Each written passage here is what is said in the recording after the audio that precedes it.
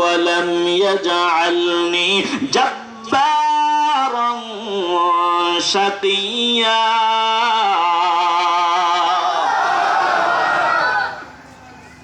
ঈসা আলাইহিস সালাম তেলাওয়াত শোনা দেয়, ডাক নিয়ে বলতেছেন ক্বালা ইন্নী আবদুল্লাহ, আমি আল্লাহর বান্দা। আতানিয়াল কিতাব, তিনি আমাকে কিতাব দান করেছেন। ওয়াজআলানি নাবিয়্যা, আমারে বানাইছেন নবী। ওয়াজআলানি মুবারাকান আইনামা কুনতু, আমি যেখানেই থাকি না কেন ওই জায়গাকে করেছেন বরকতময়। ওয়া আওসানি বিসসালাতি, আমাকে নির্দেশ দিয়েছেন নামাজ আদায় করার। ওয়াজ যাকাতি, যাকাত প্রতিষ্ঠা করার। মা দুমতু হাইয়া, যতদিন আমি জীবিত থাকি। বিরক্ত হইতেছেন নাকি? আরেকটু সামনে আগাবো? এ বাবা, দিল নরম করিয়া দাও, আলোচনার লম্বা হবে না। তাইলে ঈসা আলাইহিস সালাম দোলনায় থাকিয়া কথা বলেন। এটা আল্লাহর নবীর মুজিজা। আল্লাহর নবীর মুজিজা সত্য, আল্লাহর ওলিদের কারামত সত্য। ঈসা নবী দোলনাতেই নবী, ঈসা নবী দোলনায় থাকিয়া কথা কয়। ও মুসলমান ইমানদার, আমার আল্লাহ চাইলে অসম্ভব কিছুই না, সব কিছুই সম্ভব রে বাবা। দুর্বল ইমানের কারণে এমন কথা আমরা বলি, গুলো বাজে কথা, ভুয়া কথা।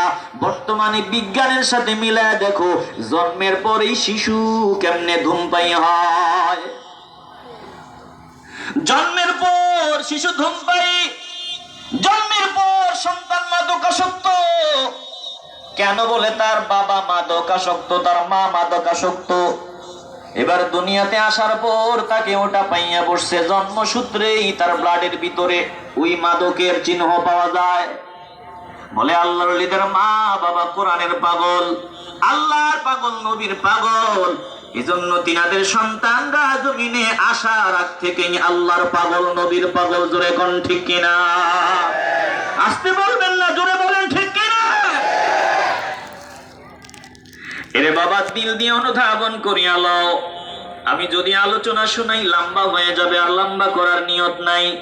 তাইলে যত মহামনীষী, যত বড় মহামনীষী প্রতিষ্ঠিত সফল হয়েছেন, প্রত্যেকের সফলতার পেছনে মায়ের অবদান, নারীর অবদান। বর্তমানেও যারা সফল, তাদের পেছনে নারীর অবদান। ও মা, একটু নিয়ত করো আর চেষ্টা করো। দ্বীনি প্রতিষ্ঠান আছে, তোমার সন্তানকে ভর্তি করায়া দাও। এমন প্রতিষ্ঠান যেখানে ভর্তি করাইলে ইলমওয়ালা হবে, হিকমতওয়ালা হবে, মাওলার পাগল হবে, এমন জায়গায় সন্তানটাকে ভর্তি করায়া দাও।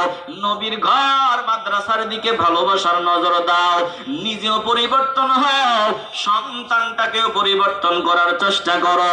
একজন নেককার সন্তানের মা বাবা হওয়ার চেষ্টা চালাও। একজন হাফেজে কোরআন আলেমের মা বাবা হওয়ার চেষ্টা চালাও। কবুল করার মালিক আমার আল্লাহ।